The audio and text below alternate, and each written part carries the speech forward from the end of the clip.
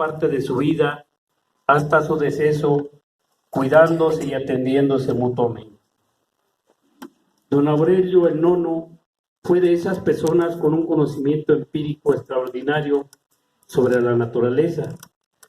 Fue de los últimos saoris o saurinos ancestrales. Él manejaba los secretos para reproducir frutales cuyo producto era de tamaño y calidad extraordinarios: membrillos, manzanas, higos, chabacanos. Conocimientos que aplicaba en una huerta propiedad de esta familia, que se encuentra por la calle Hidalgo, muy cerca de la Plaza de Toros, ahí donde hay unos álamos blancos en la parte de afuera, y además de reproducir y comercializar plantas de ornato. Esta actividad la ligó con la producción de cera y miel, y estas actividades le permitieron sobrevivir, y actividades en las que se desempeñó hasta su muerte. Estamos en la antigua Posada San Matías y queremos darles a conocer a ustedes pues un programita que armamos muy interesante. Créanme que como cada año nos sorprendemos de la riqueza, de los secretos que todavía guarda nuestro pueblo. Y este espacio es uno de ellos.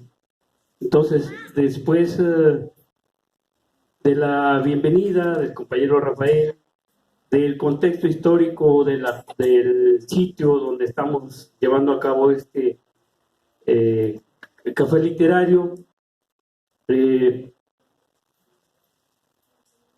quisiéramos compartir con ustedes algo de la región. Vamos a iniciar con una participación de un grupo de gentes que nos están haciendo el favor de estar con nosotros, de la Escuela de Modelos, U-Models. Ellos nos van a hacer el favor de estar dando a conocer pues algunos sucesos que logramos investigar, sintetizar, comprimir y ante todo pues certificar la veracidad. Todos sabemos que estos relatos de aparecidos y tesoros son muy propios, pero lo que nosotros investigamos es algo más o menos concreto. Entonces, hablar de aparecidos y tesoros en pinos es una hermosa y añeja tradición. Qué lejos quedaron aquellos tiempos en los que en alguna esquina del barrio grupos de niños nos juntábamos a comentar acerca de pláticas de aparecidos y tesoros que escuchábamos en nuestras familias. Hoy más que nunca repetimos esa frase que se acuñó a raíz de la pandemia mundial de COVID-19 y lo subrayo: éramos tan felices y no lo sabíamos. La tranquilidad, la inocencia y tantas cosas que se han perdido lamentablemente, nosotros las disfrutamos al máximo. ¿Cuántos de nosotros replicábamos o reproducíamos lo que escuchábamos en nuestras casas y lo compartíamos y lo enriquecíamos con nuestros compañeros? Para compartir con ustedes este interesante tema, comenzaríamos definiendo qué es una entidad paranormal. Tiene diferentes nombres dependiendo de la época. Se le puede mencionar como ente, fantasma, aparecido, entidad, guardián o ánima.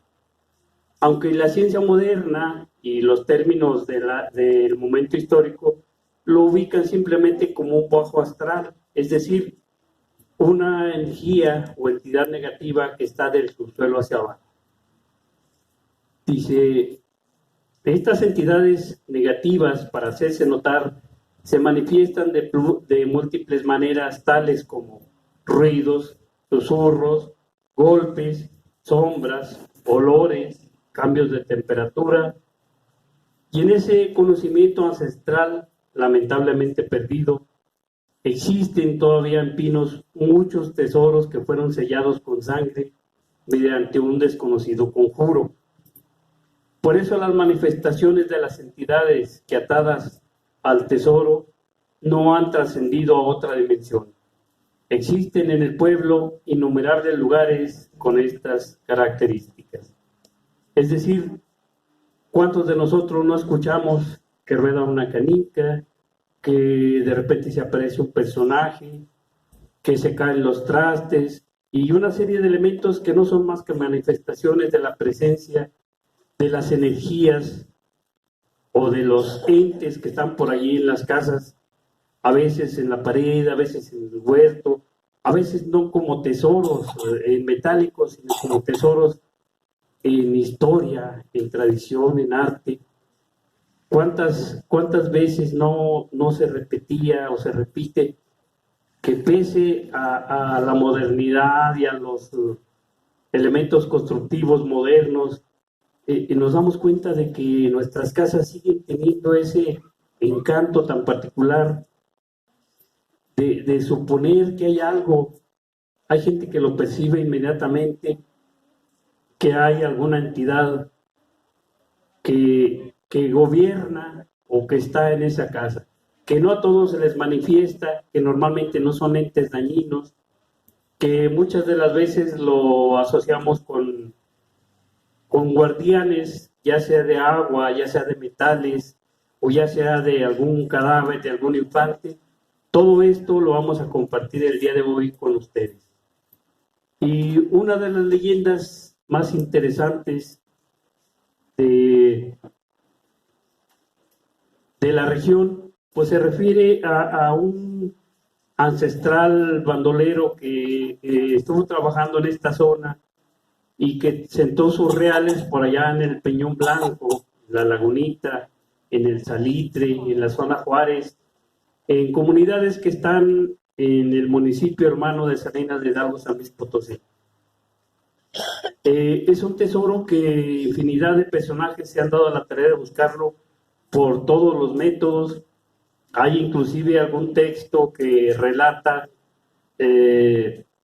con todo detalle cuántos pasos, una cuchilla, un árbol, una palma y una serie de elementos que pues nadie ha podido dar con ellos. Entonces, para compartir esa primera participación, está con nosotros Daniela del grupo U-Models, que nos va a hacer el favor de compartir la leyenda de Miguel Chiquito. Por favor, recíbanla con un aplauso para que se animen.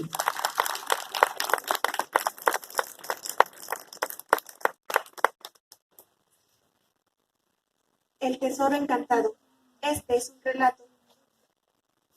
El tesoro encantado. Este es el relato de mi padre, el señor J. Mercedes Ibarra Lara, que me ha contado y que, según dice, lo escuchó cuando era pequeño de unas personas que vivían por el rumbo de la comunidad llamada El Alegre. Esta comunidad, que se encuentra al norte del municipio de Pinos, colindando con el estado de San Luis Potosí, por un cerro color blanco al que se le debe el nombre el Cerro del Peñón Blanco. Allí existe un lugar llamado por las personas El Chorrillo, enclavado en un pequeño valle, y ahí cerca, en las faldas del cerro, existe una gran cueva que contadas las personas lo han visto, pues se encuentra oculta, porque según se dice, está encantada. Por la década de los 30, platicaban las personas vecinas de estos lugares, que por ahí pasaban una diligencia llamada La Línea, que hacía el recorrido entre las ciudades de Zacatecas y San Luis Potosí. Esta región se encontraba asolada por una gavilla de bandoleros, comandada por un tal Miguel Chiquito, llamado así por su baja estatura. Dicha gavilla se dedicaba a los asaltos de los caminos reales, y no solamente de ahí, sino que se atrevían a robar inclusive en las ciudades y los pueblos colindantes, llegando a cometer sus atropelías hasta la ciudad de Guadalajara, de donde, según platicaban este bandido, se trajo una dama, la cual vivía con él. Cuenta la leyenda que este bandolero, de duro corazón, un día la asesinó a dicha dama dentro de la cueva antes mencionada, en la que ocultaba todo el producto de los robos realizados. Parece ser que esto lo hizo con el fin de que el espíritu de la señora se quedara al cuidado de todos los tesoros que ahí se guardaban, por lo que la cueva se quedó encantada y nadie podía verla ni mucho menos entrar en ella, sin el permiso del espíritu de la llamada tapatía. Cuenta mi padre que un viejito le platicó que por la década de los 40, por aquellos lugares andaba un pastor y su ayudante cuidando un rebaño de ovejas y cabras. Cuando el pastor se apartó a hacer sus necesidades fisiológicas, cerca del lugar llamado El Chorrillo, vio una mujer muy guapa que, según decía, se encontraba lavando ropa, y el cual lo invitó a que visitara el lugar donde ella vivía. El pastor, emocionado por la aventura que creía disfrutar, acompañó a la dama al interior de la cueva, y ya dentro observó una enorme cantidad de tesoros, desde joyas, dinero, sillas de montar, plateadas todos en grandes cantidades. El pastor se quitó su gabán, lo colocó en el suelo y puso en cuanto pudo para llevárselo a su casa. Cuando ya tuvo el envoltorio listo, se dirigió a la salida de la cueva, pero para su sorpresa, en la entrada de la misma se encontraba el cuerpo sin vida de la dama, tendido y rodeado por 4 velas. Cuando el pastor intentó pasar sobre el cadáver de la mujer, ésta se incorpora con su voz de ultratumba. Le decía: llévate todo o no te lleves nada. Dicen que a pesar de todo, el pastor salió corriendo de la cueva. Enseguida enterró su tesoro en un agujero de coyote, para luego reunirse con su compañero, al cual le platicó lo sucedido, omitiendo por supuesto el lugar donde había realizado el entierro de su tesoro. Pero se dice que esto fue lo último que alcanzó a decir, ya que por el tremendo susto de que fue objeto, allí mismo el pastor murió, llevándose con él su secreto. Pasó el tiempo y hace algunos años, por ese mismo lugar andaba un señor recogiendo leña para llevar a su casa, acompañado de su pequeño hijo de unos 5 años de edad. Comenta que en una distracción del señor, de repente el niño desapareció. Lo buscó por mucho rato sin éxito y al cabo de unas horas se dio por vencido y se fue a la comunidad en busca de ayuda de los vecinos, quienes auxiliaron a buscarlo durante toda la tarde y parte de la noche, alumbrados con antorchas, pero al igual que la vez anterior, sin éxito. Pasó un año de esto cuando el señor, con enorme nostalgia, y a pesar de que visitaba constantemente el lugar donde había perdido al pequeño hijo, y de repente un día, para su sorpresa, se lo encontró. El niño le dijo que hacía apenas un rato una señora muy guapa lo había invitado a su casa, y que le había obsequiado un vaso con agua. El señor no dijo nada y se regresó a su casa con el niño, donde fue recibido con enorme alegría por su madre y el resto de sus hermanos. Y para lo que el niño fue solamente un pequeño rato transcurrido en el tiempo, en realidad fue un largo año. Con lo referente al tesoro que aquel pastor enterró algún día, se dice que hace algún tiempo un señor, por ciertas razones, tengo que omitir su nombre, y que actualmente vive en la ciudad de Monterrey, se encontraba cerca de ese lugar, realizando algunas actividades propias de los campesinos de la región, y parece ser que se lo encontró para su buena fortuna, con el tesoro enterrado de aquel pastor. Así que, si usted, amable lector, es partidario de las grandes aventuras, tiene unos nervios bien templados y no le teme a los muertos ni a lo sobrenatural, puede darse una vuelta por aquellos lugares y quizás entreviste con la dama que, según se dice, tiene a su resguardo el tesoro. Se encuentra dentro de la cueva, por las faldas del Cerro del Peñón Blanco, aunque debo advertirle que deberá ir preparado por si le toca la suerte de poder entrar a dicho lugar, porque recuerde, debe de traerse todo o nada. Gracias.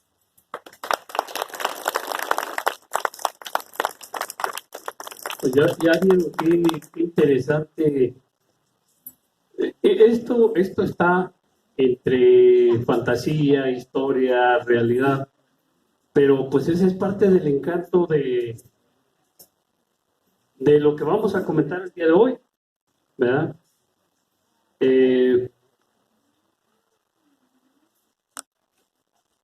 Quiero compartir con ustedes algo muy similar. En cierta ocasión voy a estar yo metiendo unas cápsulas pequeñitas para enriquecer lo que están haciendo los muchachos. Y se trata de tesoros. un día de tantos en el Museo Comunitario se acerca una persona desconocida con un servidor y me pregunta que si soy fulano de tal. Le comento que sí, que pues que qué se le ofrece, y me dice: mira, quiero platicar contigo y con otra persona que me recomendaron, que se llama Leonardo Guerrero. Yo le comento a don Leo y le digo: oiga, don Leo, pues fíjese que hay un plano que, pues no, desconocido en realidad. Todavía no se venía esta pandemia de inseguridad. Entonces dijimos, pues vamos a ver quién es y de qué se trata, ¿no? Y dice: ¿cómo ves si mañana platicamos? Y ya le dije: no, pues si te podemos ayudar en algo, con gusto. Y nos dice: ¿qué les parece si los invito a comer? Y dijimos: ah, caray, pues algo quiere y no es dinero. Y dijimos: no, pues tú dices. Dijo: no, sí. Dice: vengo de Tampico y los voy a invitar a comer mariscos. Y dijo don León: no, hombre, pues de ahí soy. Dije: pues yo también. Para esto, pues sí, nos trajo ceviche, pescado y caldos, ¿no? Tenía un banquete ahí para nosotros. Y entre la plática y la comida, pues llegó un momento en que nos dice: mire, yo soy fulano de tal. Y el motivo de que yo los ande buscando a ustedes es el siguiente. Resulta que mi abuelo vivió en este pueblo y tuvo varios negocios en la época de las bonanzas. Dice: pero pues se enfermó, nos lo llevamos a Tampico, allá murió y no hay problema. Pero resulta que después de hurgar en los papeles, en las cosas particulares de este personaje, voy a decir el nombre. Muchas de las cosas vamos a omitir nombres y apellidos por obvias razones. De este personaje, pues ni hay gente aquí, ni él ya no está tampoco. Entonces, él se llamaba Genaro de Luna. Él tenía varios negocios, borrachaderas particularmente, y tenía una que era donde, pues inclusive se cometieron más de un crimen en aquel entonces, ubicada en las calles de Allende y Encarnación Ortiz, donde ahorita tiene una carnicería uno de los muchachos del buen amigo Julián Ibarra. Ahí tenía su taberna, el ingrato este, y, y pues él era gente acomodada económicamente. Entonces dice el muchacho: miren, el motivo de que los ando buscando es que encontramos entre los documentos de mi abuelo un escrito que dice que él era comprador de oro. A los gambusinos, a los mineros, les compraban metales de manera clandestina y luego ellos los acumulaban y los vendían. Dice: entonces, dice, resulta que, dice, en sueños, mi abuelo, lo soñamos y él nos dice en sueños: vayan a Pinos y busquen en las casas una cierta cantidad de gramos de oro, pero en oro fundido. Él lo voy a citar textual. Decía: es que están unas bolas de oro enterradas en la pared. Entonces el muchacho nos buscó a nosotros porque quería que le indicáramos cuáles eran, porque él tenía varias propiedades, cuáles eran las casas de don Genaro de Luna. Una de estas casas era donde actualmente tiene el consultorio del doctor José Luis Romero. Otra casa más, donde les menciono, y otra casa más era donde actualmente están las antenas de teléfonos.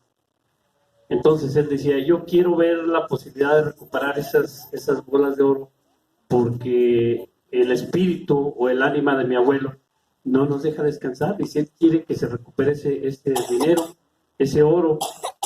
Pero pues resulta que ya la casa donde originalmente vivía la habían modificado, la cantina la habían modificado, y solamente la casa donde se instalaron las antenas de telefonía, esa sí no se modificó, pero ya lamentablemente no se pudo hacer nada. Entonces queda como un hecho de los muchos que vamos a compartir con ustedes el día de hoy, que lleva una estrecha relación entre tesoros y aparecidos. Este es un hecho real. Muchas de las cosas que les vamos a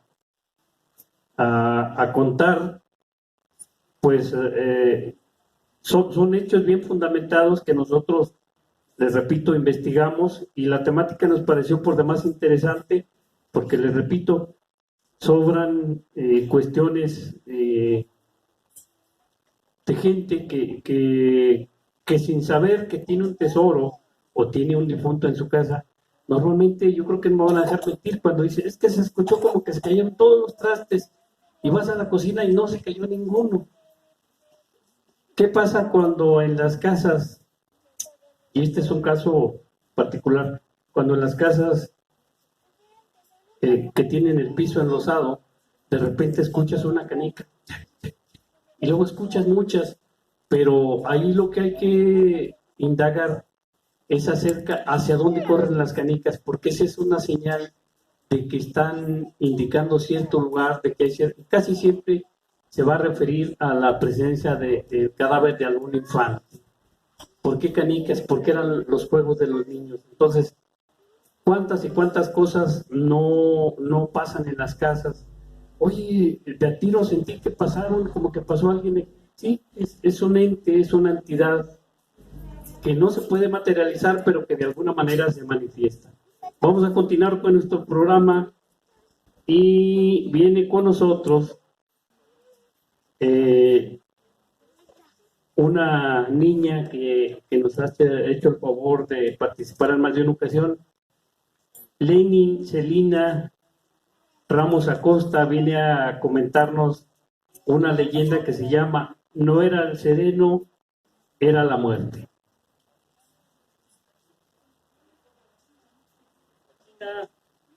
China, no te nos vayas.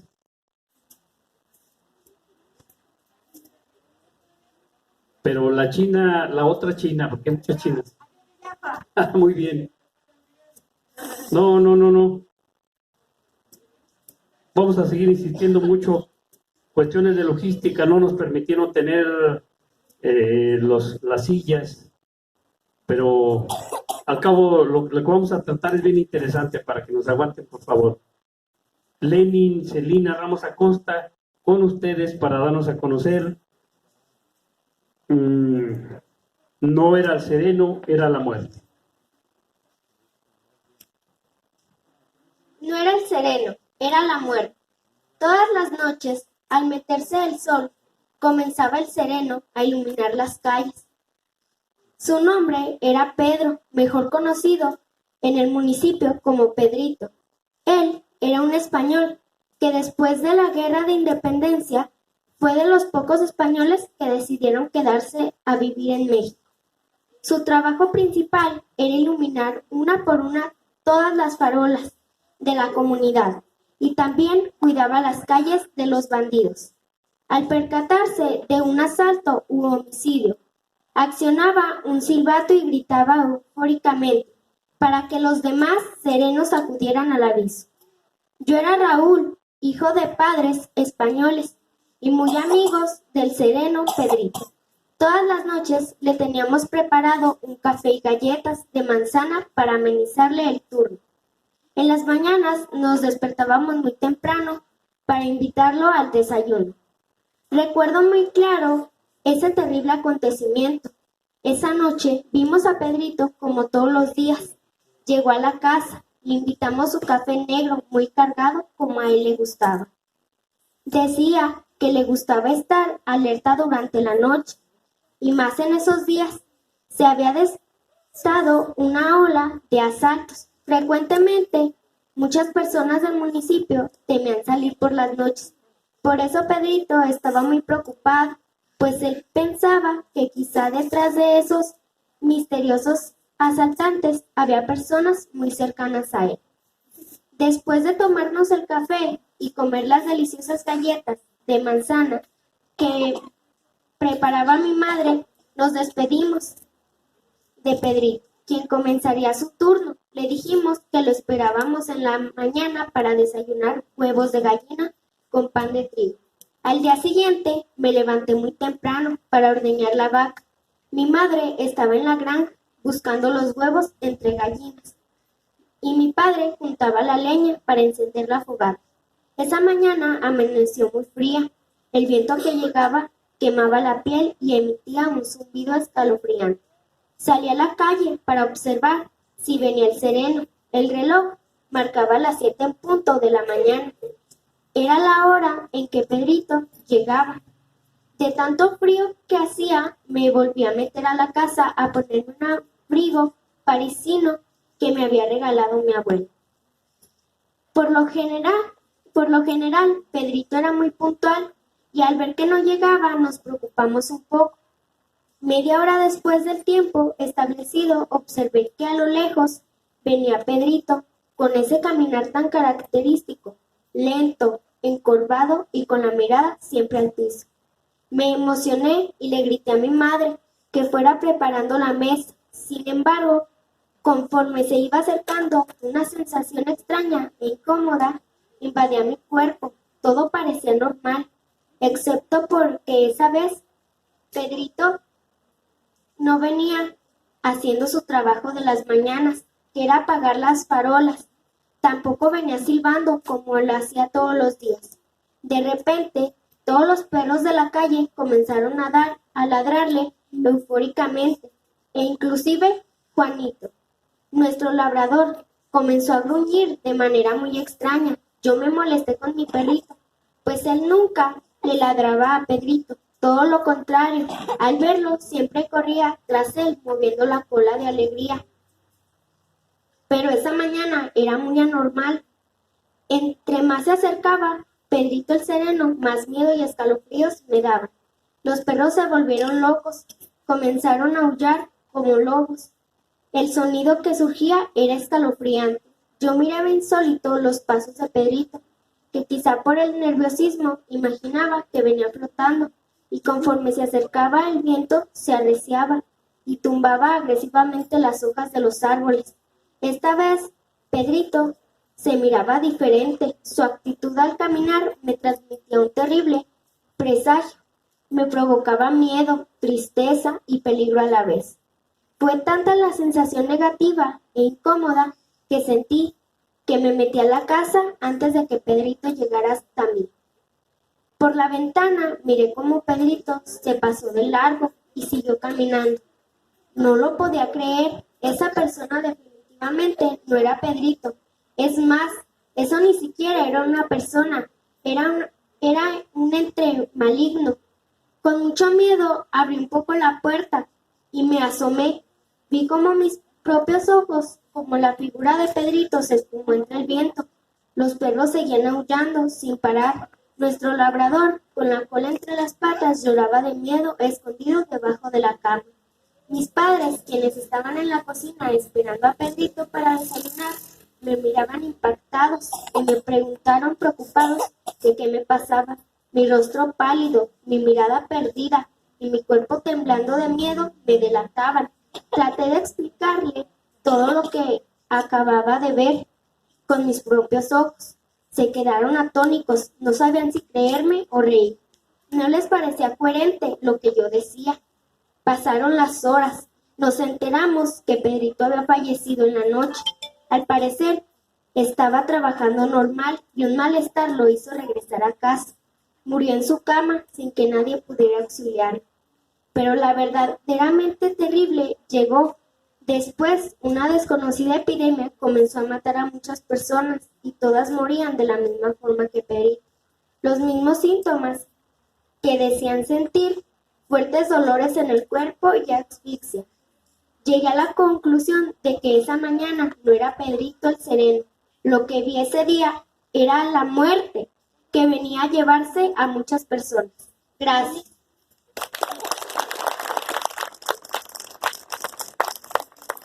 Bueno, excelente participación.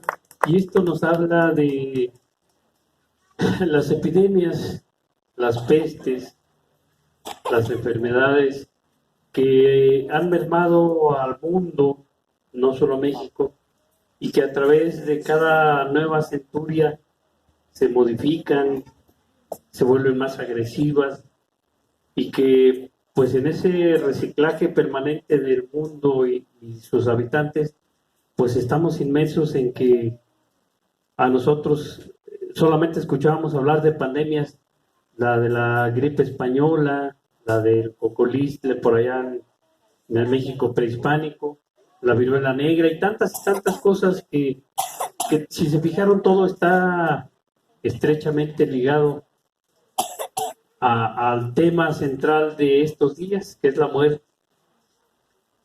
Quiero compartir en otra cápsula con ustedes también otra vivencia que se dio también. Estas cápsulas no están escritas porque pues no nos hemos dado la tarea de escribirlas, pero las compartimos con gusto. En el trabajo del museo, en cierta ocasión también llegaron a visitar el espacio una señora ya de edad, en silla de ruedas, y tres señoras, supongo que eran sus hijas, tres señoras, pues ya cuarentonas, y con unos niños. Entonces llegan, hacen la visita, y en determinado momento me comentan que si yo conocía cosas del pueblo, y le digo yo, bueno, pues algunos detalles, pues ando uno ahí metiendo la cuchara y tiene uno idea o tiene uno información de algo. Dice, mire, ¿qué tanto de minería? Le digo, híjole, es muy complicado el tema porque es mucho, son diferentes épocas y es muy, pues sería muy aventurado decir, sí, te tengo la información que necesita. Entonces me dice, no, mire, es muy sencillo.